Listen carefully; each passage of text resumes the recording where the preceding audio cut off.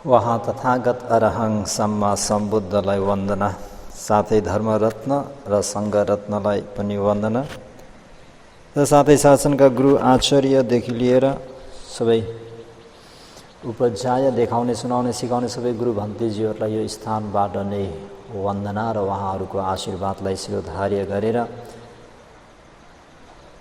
सम्पूर्ण प्राणीहरूको मङ्गल होस्, भलो होस्, कल्याण होस्। त सज्जनवर्गहरूलाई आज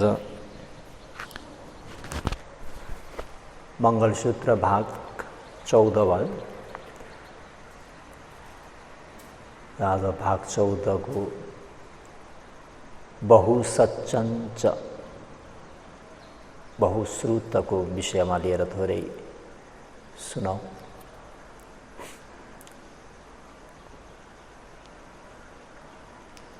पादके हि मे तंग द्विपादके हि मे चतुपदे हि मे तंग बहुपदे हि मे मामंग पादको हिंसी मामंग हिंसी द्विपादको मामंग चतुपदो हिंसी मामंग हिंसी बहुपदो।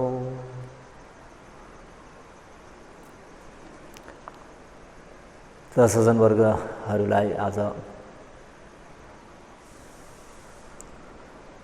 बाहु सच्चञ्च सिप्पञ्च विनयो च सुशिक्षितो सुभाषिता च या वाचा एतं मङ्गलं मुत्तमम्। तेस्रो नम्बरको गाथा। देवपुत्र, हे देवपुत्र, यङ बाहु सच्चञ्च, जुन धेरै बहुश्रुत ज्ञान हुनुको भाव, यङ सिप्पञ्च, जुन हस्तकला शिल्प विद्या सिकिराख्नुपर्ने, सुशिक्षितो, राम्ररी सिकिराख्नुपर्ने, आचरण गर्नुपर्ने, यो विनयो च, जुन भद्र व्यवहार, सुभाषिता, बोली वचन राम्रो गर्नुपर्ने, या वाचा च, जुन वचन पनि अति रहेका छन्, एतं, यी चार प्रकारका नै उत्तमम, उत्तम भएको, मङ्गलम, मङ्गल हो भनी गणहाही तिमीले धारण गर्नु पर्यो, तिमीले मनमा राख्नु पर्यो। भो देवपुत्र, धेरै बहुश्रुत विद्वान हुनु, हस्तकला शिल्प विद्या जान्नु, आफ्नो आचरण विनय सिक्नु, आचरण गर्नुपर्ने विनयलाई सिकिराख्नु, वचन बोली राम्रो बोल्नु, यी चार प्रकारका उत्तम मङ्गल हुन्। त सज्जनवर्गहरू आज बाहुसच्च बहुसुतस्स भावो बाहुसच्चं, बहुसुतस्स, धेरै ज्ञान भएको, धेरै सुनेको, हेरेको, बुझेको भाव, भावलाई नै के भनिन्छ त भन्दा बाहुसच्चं, धेरै धेरै ज्ञान सुनेको हेरेको व्यक्तिको स्वभावलाई नै बहुश्रुत भनिन्छ। साहित्य ज्ञान, हेर्नु सुन्नु भनेको हेरेर सुनेर अभ्यास गरिराखेको त ग्रन्थ र साहित्यहरू नै भएकोले बाहुसच्च, बहुश्रुत स्वरूप ग्रन्थ र साहित्य ज्ञान भइराख्नुलाई ग्रहण गर्नुपर्दछ। पहिले विद्या र शिल्प भनी ज्ञान दुई थरीका थिए सज्जनवर्गहरू, शिल्प विद्या र अर्को विद्या। ज्ञान दुई प्रकारमा विभाजन गर्ने चलन रहेको हुनाले विद्यालाई वचन ज्ञान भन्ने गर्दथे भने 18 प्रकारका शिल्प विद्याहरूलाई शिल्प विद्या भन्ने गर्दथे। त्यस युग अनुसार भन्नुपर्दा बाहुसच्चको स्वरूप उक्त विद्या भनेको ग्रन्थ साहित्य जानेको हुनु भनी भन्नुपर्दछ। तर हिजो आज विश्वविद्यालयमा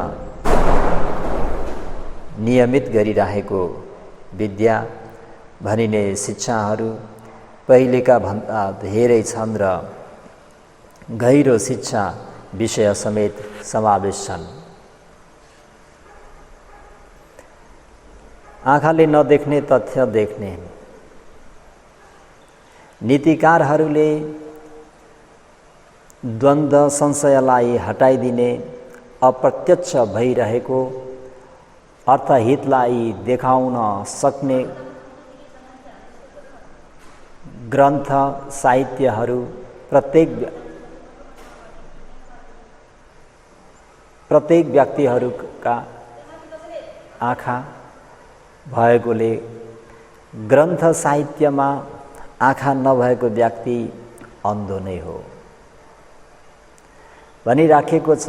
ग्रन्थ साहित्यहरूबाट वर्तमान यसै जीवनको फल र भविष्य जीवनका फलहरूलाई जान्न पाइने भएकोले ग्रन्थ साहित्य जान्नाले लौकिक र धार्मिक क्षेत्रमा सही मार्ग यथार्थ पद्धतिको आचरण गरी भयरहित उपद्रवरहित भई सुख प्राप्त गर्न पाइन्छ।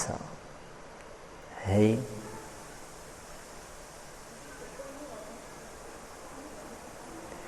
त यसमा एउटा मलाई घटना सम्झना आयो।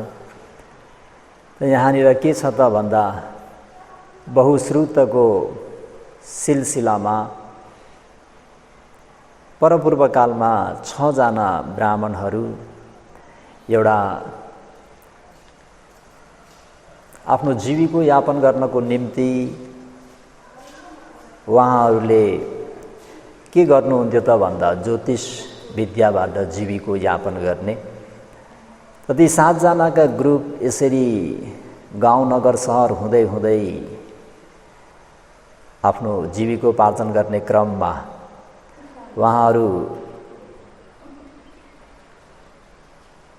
उहाँहरू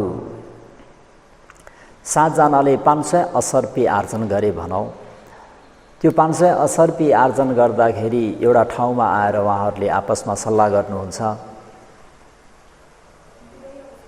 2-4 जनाले त्यसलाई बाँटेर लिने इच्छा गर्छन् भने 2-3 जनाले चाहिँ हैन। हेलो 2-3 जनाले चाहिँ हैन, कम्तीमा हामी 7 जना छौँ, 700 रुपैयाँसम्म आर्जन गरौँ र अनि त्यसपछि विभाजन गरौँ भन्दाखेरि अन्तिममा ल ठिकै छ त, अझै केही दिन अझै गाउँ नगर सहर डुलेर ज्योतिष विद्याद्वारा आर्जन गरौँ भनेर 7 जना सहमति हुन्छन्। र एउटा गाउँमा एकजना उपासिकालाई 500 असर्पी बहिनी केही दिनको लागि राखिदिनु र हामी 7 जना आएर मागेको खण्डमा मात्रै यो पैसा वापस दिनु भनेर उहाँहरूले त्यो गाउँकी उपासिकालाई दिएर फेरि पैसा आर्जन गर्नको निम्ति जान्छु भनेर घरबाट निस्किँदाखेरि त्यो दिन स्नान गर्ने मङ्गल रहेछ। अनि त्यो नदी पनि त्यो गाउँकी उपासिकाको 100-150 मिटरनिर नदी रहेछ। ल ठिकै छ, आज स्नान गर्ने दिन पनि रहेछ, स्नान मङ्गल रहेछ, हामी स्नान गरौँ भनेर स्नान गर्न थाल्दा नुहाउने साबुन रहेनछ। अनि ती 7 जना मध्ये कान्छो ज्योतिषीलाई लो भाइ तिमी गएर ती बहिनीसँग साबुन मागेर आउनु त, अनि हामी नुहाइदाइ गरेर अनि यहाँदेखि जाउँला भन्दाखेरि त्यो कान्छो ब्राह्मणले के गरे त भन्दा यही हो मौका भनेर उनको अलिकति कुनियत भयो भनौँ। उहाँ गएर बहिनी आज हामी स्नान पनि गर्छौँ, साबुन पनि दिनु र साथै अघि हामीहरूले राख्न दिएको 500 असर्पी पनि दिनु। 7 जना माग्न आएको खण्डमा मात्रै दिनु भनेको होइन? ए बहिनी त्यहीँ त हुनुहुन्छ हजुरको दाइहरू, विश्वास लाग्दैन भने सोधि हेर्नुहोस् न, यहीँदेखि कराएर सोध्नुहोस् भन्दा ती उपासिकाले पनि दाइ के अघि राख्नु दिनुभएको 500 असर्पी यहाँलाई दिउँ भन्दा उहाँहरूले त्यहाँ नदी पनि बगेको अलिकति टाढा पनि 100-150 मिटर हुँदाखेरि कुरा स्पष्ट भएन। दिउँ भनेर मात्रै सुन्दाखेरि दिइहाल बहिनी, हामी नुहाउनलाई साबुन मागेको हो भन्ने खालको हिसाबले उनीहरूले दिनु भने। ल ठिकै छ त भनेर अनि देख्नुभयो नि, उहाँ सबैले माग्दैछन् भनेपछि अनि ती बहिनीले ती ब्राह्मणलाई 580 रुपियाँ अघि राख्नु दिएको दिन्छन्, साबुन पनि दिन्छन्। अनि ती कान्छा ब्राह्मणले त्यो 580 रुपियाँलाई एकातिर लुकाएर साबुन लिएर गएर नुहाइधुवाइ गरेर उहाँहरू त्यहाँदेखि केही 2-4 घन्टाको यात्रा, 4-5 घन्टाको यात्रा उनीहरू गरेर अर्को गाउँमा पुग्छन्। त्यहाँ पुगेपछि त्यो रात त्यही गाउँमा खाइपी गरेर उहाँहरू त्यहीँ बस्नुहुन्छ। अरू त अब सबै दिनभरिको यात्राले गलेका।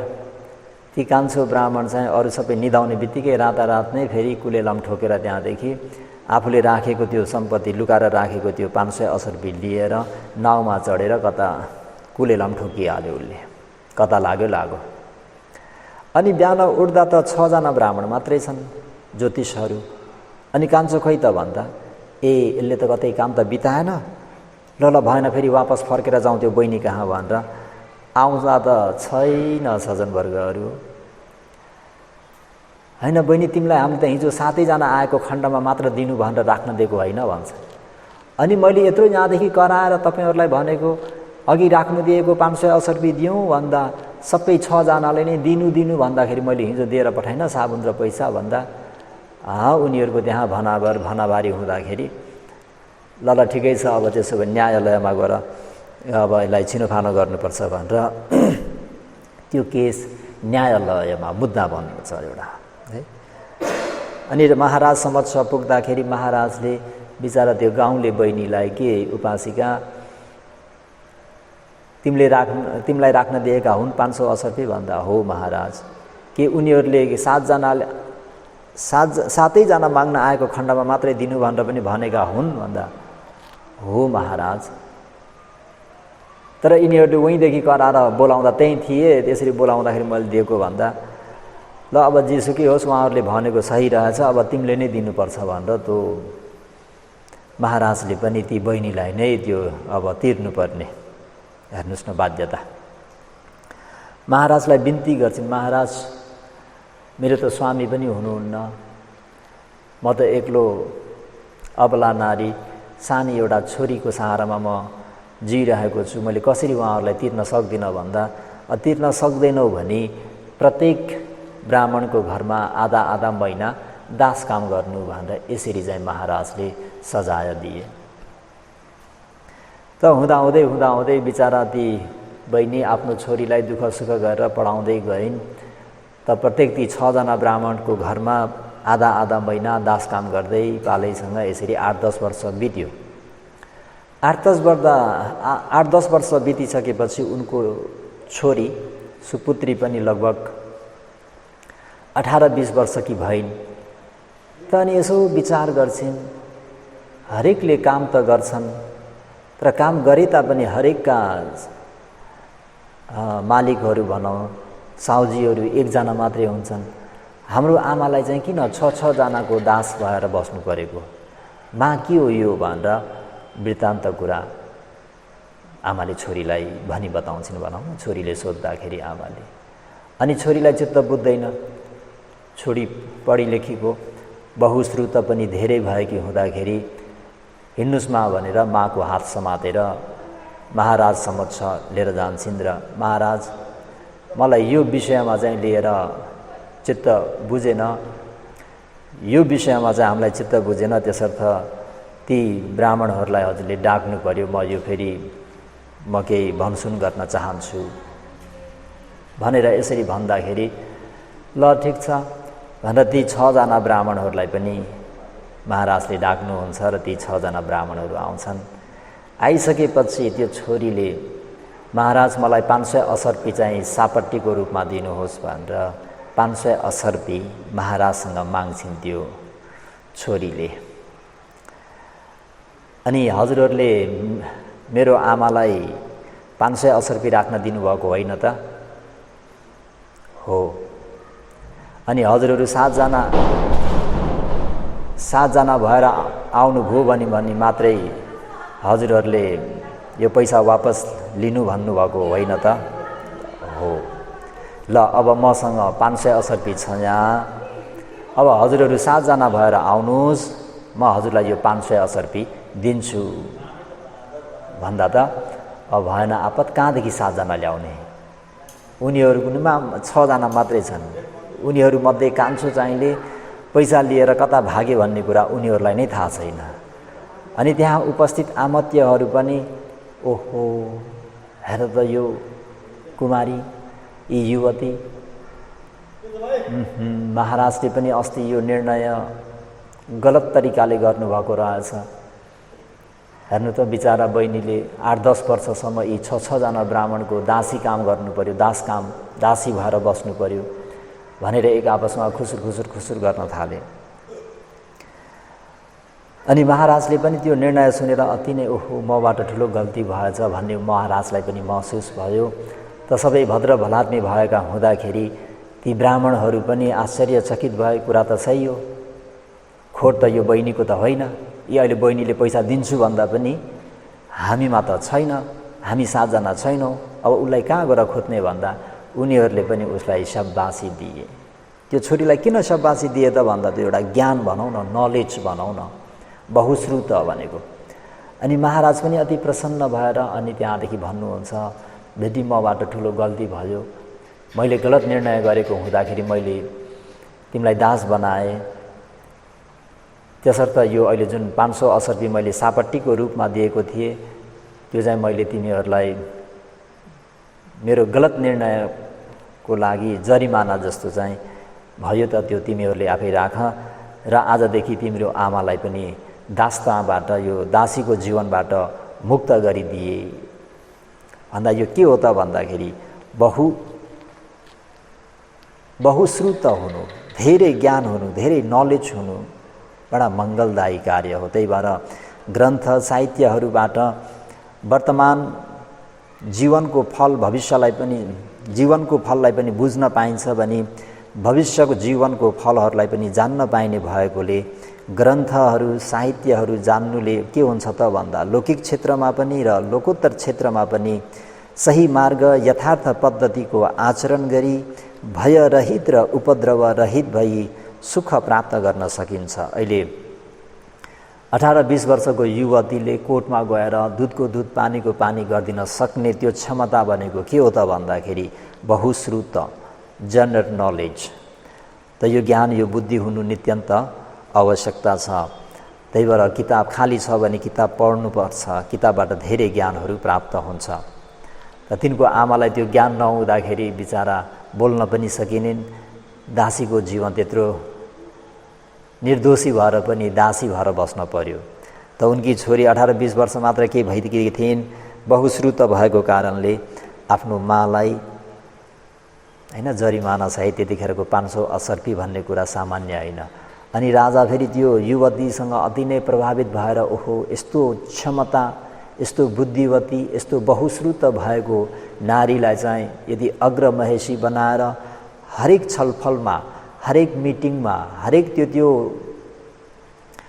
कार्यमा चाहिँ उनीसँग छलफल गरेर चाहिँ यो राष्ट्र सञ्चालन गर्ने हो भने यो राष्ट्र एकदमै हराभरा हुने थियो, बडा सुखमय हुने थियो, जनताहरू धेरै सुखी हुने थिए भनेर ती युवतीलाई अग्रमहेशीको रूपमा चाहिँ राख्नु भएको थियो। यो केले हो त भन्दाखेरि एउटा दासीको छोरीलाई किन राजाले चाहिँ अग्रमहेशीको रूपमा राखे त भन्दा त्यो बहुश्रुत भएको कारणले हो भनेर सज्जनवर्गहरूले यसरी चाहिँ बुझ्नुपर्छ। त्यही भएर बाहु सच्चञ्च एतं मङ्गलं मुत्तमम्, धेरै देखेको सुनेको ज्ञान हुनु, बहुश्रुत हुनु पनि अति उत्तम मङ्गल हो है।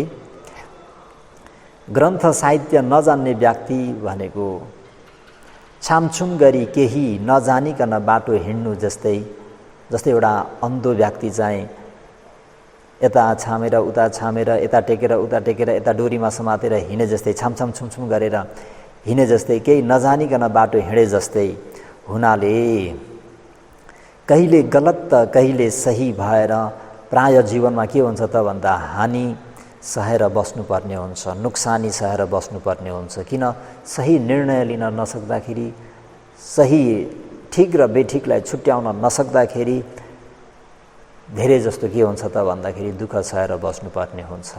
त्यही भएर अंगुत्तर निकाय अतिक निपातमा पनि भगवान शास्त्रले प्राणीहरू 3 प्रकारका बताइ बक्सिनु भएको छ। एउटा अन्धो रे, अन्धञ्च, एक चक्षुञ्च, परिवज्जेय रे, एक आँखा भएको व्यक्ति, एक चक्षुञ्च भनेको एक आँखा भएको व्यक्ति, अन्धो भनेको चाहिँ दुवै आँखा नदेख्ने, अन्धो एउटा मात्रै आँखा देख्नेलाई चाहिँ कानो, दुई चक्षुञ्च भनेको चाहिँ दुवै आँखा देख्ने भने 3 थरीका व्यक्तिहरू इहलोकमा छन् त सज्जनवर्गहरू। त के भनिन्छ त भन्दाखेरि यी 3 थरीका व्यक्ति भएकोमा यो लोक र परलोक अर्थमध्ये कुनै पनि नजान्नेलाई के भनिन्छ त भन्दा अन्धो भनिन्छ। यो लोक र परलोक भन्नाले इहलोकको कसरी उन्नति वृद्धि हुन्छ, कसरी चाहिँ विद्या आर्जन गर्ने हो, शैक्षिक विद्या कसरी हासिल गर्ने हो, हैन, समाजमा कसरी सुखपूर्वक आफू पनि सुखी हुने र सामाजिक प्राणीहरूलाई कसरी सुख उन्नति हुन्छ भन्ने कुरा केही पनि गर्न नसक्ने व्यक्ति, अनि यता धर्म कर्म दान दक्षिणा यताउति केही पनि नभएको व्यक्ति, लौकिक क्षेत्रमा पनि कुनै उन्नति वृद्धि गर्न नसक्ने र लोकोत्तर क्षेत्रको निम्ति पनि शील समाधि प्रज्ञा केही पनि आचरण गर्न नसक्ने व्यक्तिलाई के भन्नेको छ त भन्दा अन्धो च भनेको एकदमै ब्लाइन्ड, दुवै आँखा नदेख्ने मूर्ख भनेको। एक चक्षुञ्च भनेको उनले चाहिँ समाजमा बसिसकेपछि, एउटा मनुष्य भइसकेपछि कसरी धन सम्पत्ति आर्जन गर्नुपर्छ, कसरी व्यापार गर्नुपर्छ, हैन, आफ्नो परिवारलाई कसरी सुखी राख्नुपर्छ आदि लौकिकको विषयमा मात्रै, सामाजिक विषयमा मात्रै, इहलोकको लागि मात्र कसरी हुन्छ, जसरी हुन्छ समाजको लागि भन्दा पनि आफ्नो स्वार्थ सिद्ध गर्नको निम्ति उसले झुटा बोलेर हुन्छ कि अथवा काटमार गरेर हुन्छ कि हैन, 420 गरेर हुन्छ कि कसरी हुन्छ, जसरी भए तापनि धन सम्पत्ति आर्जन गर्ने, उसमा दान पुण्य भनेको यताउति शील शिष्टाचार भनेको केही पनि छैन, बस पैसा कमाउनु पर्यो। त्यसलाई भनेको एक चक्षुञ्च, एउटा आँखा भएको व्यक्ति, कानो व्यक्ति, एउटा मात्रै आँखा भएको व्यक्ति। तेस्रोमा के भनियो भन्दाखेरि दुई चक्षु, दुईटै चक्षु भएको व्यक्ति भन्नुको तात्पर्य लौकिक क्षेत्रमा पनि आफूले त्यो जति पनि आर्जन गर्छ ती धन सम्पत्तिहरू त्यो धम्मीय लद्दा हुने गरी आर्जन गर्छ है। राम्ररी कसैलाई दुःख नदिकन, कसैलाई शास्ति नदिकन, कसैको नचोरिकन यसरी खूब परिश्रम गर्छ, मेहनत गर्छ, स्वदेशमा मात्रै हैन विदेश गएर पनि उसले आर्जन गर्छ, परिश्रम गर्छ, मेहनत गर्छ र धन धान्यहरू आर्जन गर्छ, आफ्नो परिवारहरूलाई सुखी राख्छ भने अर्कोतिर केवल कमाएर खाएर लाएर मोज मस्ती गरेर मात्रै त भएन। जीवन यहाँ मात्रै, यस जीवनमा मात्रै समाप्त हुने त होइन, हैन, भावी जीवनको निम्ति पनि भनेर उसले चाहिँ भविष्यको निम्ति भनेर पनि के गर्छ त भन्दा शील समाधि प्रज्ञाको पनि काम गर्छ, हैन, शीलवान हुन्छ, शील शिष्टाचारले सम्पन्न हुन्छ, आफ्नो मनलाई आफ्नो बसमा राख्ने अभ्यास गर्छ। यसरी आफ्नो शरीर वचन मनलाई संयम गरेर ऊ अगाडि बढ्छ सज्जनवर्गहरू। यसरी अगाडि बढ्दा के हुन्छ त भन्दाखेरि इहलोकमा पनि सुखी हुन्छ र यो देह छाडेर मृत्यु पश्चात पनि त्यो व्यक्ति के हुने भयो, सुखी नै हुने भयो, हैन त।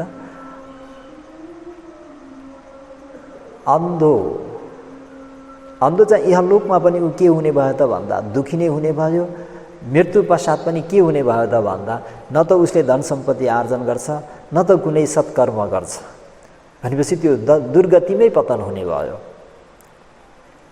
दोस्रो एक चक्षुञ्च चाहिँ उसले यो जीवनमा त मोज मस्ती गर्ने भयो, जसरी भए पनि उसले के गर्छ, धन सम्पत्ति चाहिन्छ खानको निम्ति, लाउनको निम्ति, 2 दिनको जिन्दगीमा मोज मस्ती गर्नुपर्छ भनेर केही न केही जसरी भए पनि उसले आर्जन गर्छ, हैन। त्यो व्यक्ति पनि के हुन्छ त भन्दा मृत्यु पश्चात त उसको पनि सुगति त धेरै छैन, उसको भविष्य उज्जवल छैन भनौँ न। द्विचक्षुञ्च भन्ने जुन व्यक्तिको दुईटा आँखा छ, न्यायपूर्वक आय आर्जन गर्छ र न्यायपूर्वक आय आर्जन गरेमा पनि उसले चाहिँ यो चाहिँ श्रमण ब्राह्मणहरूको निम्ति, यो समाज सेवाको निम्ति, यो परोपकारको निम्ति भनेर उसले केही अंशमा चाहिँ आफूले प्राप्त गरेको त्यो चिजहरूलाई विभाजित गरेर राख्छ। अनि यसरी राखेको कारणले के हुन्छ त भन्दा इहलोकमा पनि सुखी हुन्छ र मृत्यु पश्चात पनि त्यो व्यक्ति सुगति नै जान्छ भनेर भगवान् शास्त्रले बहु सच्चन छ बाहु सच्चन छ भन्ने जुन मङ्गल हो सज्जनवर्गहरू हो। बाँकीलाई अझै बिस्तारै व्याख्या गरौँला। आजलाई यतिमै समाप्त गरौँ। म लामो भन्दा पनि छोटो छोटो राम्रो हुन्छ। त्यसर्थ इदं मे दानम् आसवख्ययावहं होतु, इदं मे दानं निब्बानस्य पच्चयो होतु, इदं मे पुण्यं सब्बे सत्ता अनुमोदन्तु सुखिता भवन्तु। साधु साधु साधु।